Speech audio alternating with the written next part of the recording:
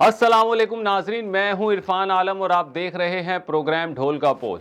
नाजरीन, जैसे जैसे हुकूमत के दिन गुजरते जा रहे हैं वैसे वैसे गुज़िश्ता हुकूमत यानी कि इमरान खान की हुकूमत के ख़िलाफ़ यानी कि उनके ख़िलाफ़ जो करप्शन के इल्ज़ामात हैं वो मज़ीद वाज़िया तौर पर सामने आते जा रहे हैं।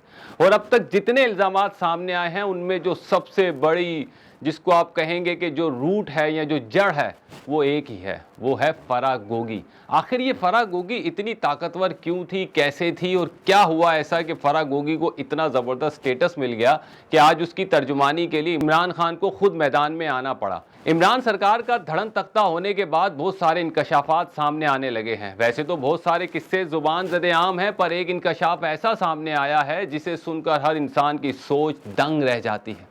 नाज़रीन, जनरल फैज़ हमीद से पहले एक जनरल जिसे दुनिया जनरल आसिफ मुनीर के नाम से जानती थी और वो ISI के डायरेक्टर जनरल थे। जनरल आसिफ मुनीर एक पेशावर जनरल थे और अपने पेशे से लगाव रखते थे। बताने वाले बताते हैं कि वो एक डेड ऑनेस्ट इंसान थे। अक्टूबर 2018 में ISI के डायरेक्टर जनरल मुकर्रर हुए और 16 जून 2019 तक ISI के सरबराह रहे। जनरल आसिफ मुनीर ISI की तारीख में पहले सरबराह थे जो 8 माह के कलील अरसे में घर भेज दिए गए। नाज़रीन, कहा जाता है कि जून के पहले हफ्ते में जनरल आसिफ मुनीर लगभग कोई दर्जनों फाइलें बनाकर साबिक वजीर आज़म इमरान खान साहब के दरबार में पेश हुए। कहने वाले कहते हैं कि वो फाइलें सादा केसेस की नहीं थी। इन फाइलों में पंजाब के अंदर अंदरूने खाना होने वाली करप्शन की खुली वाज़िया दास्तानें दर्ज थी।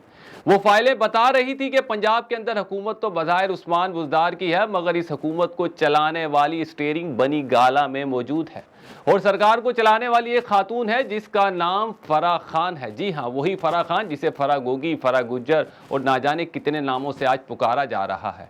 और आप यानी इमरान खान की अहलिया बुशरा बीबी की करीबी दोस्त हैं। ज़राए का ये भी कहना है कि साबिक खातून अव्वल भी फराह गोगी के कमालात से फैज़याब होती रही हैं। जनरल आसिफ मुनीर ने इमरान खान को बताया कि किस तरह पंजाब के अंदर लूट मार की जाती है और किस तरह करप्शन के जरिए अरबों रुपए बनाए जा रहे हैं, किस तरह करोड़ों रुपए ट्रांसफर पोस्टिंग के वसूले जाते हैं और किस तरह इन पोस्टों पर मुकर्रर किए जाने वाले अफसरान पर मंथलियां मुकर्रर की जाती हैं।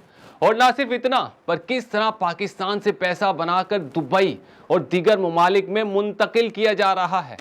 इमरान खान ने बतौर वजीर आज़म इन फाइल्स को बगौर हैरानगी से पढ़ा, देखा भी और जनरल आसिफ मुनीर से मजीद हकाइक सुने और कहा कि ये फाइलें मुझे दे दे, मैं देखता हूँ।